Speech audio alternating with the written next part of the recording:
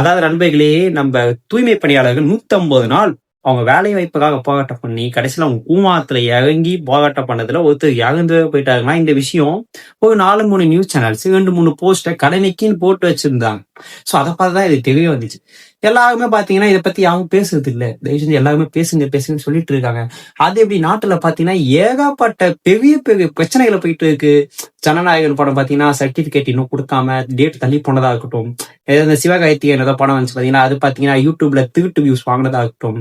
இது போல ஏகப்பட்ட பிரச்சனைகள் இருக்கு. அதுவும் இல்லாம பொங்கல் 3000 ரூபாய்ல 1500 ரூபாய் ஒயின் ஷாப்புக்கு 1500 ரூபாய் ஃபர்ஸ்ட் டே ஃபர்ஸ்ட் ஷோ டிக்கெட்டுக்குன்னு டிவைட் பண்ணி பிளான் பண்ணி எவ்வளவு பர்ஃபெக்டா இது மாதிரி போயிட்டு இருக்கு.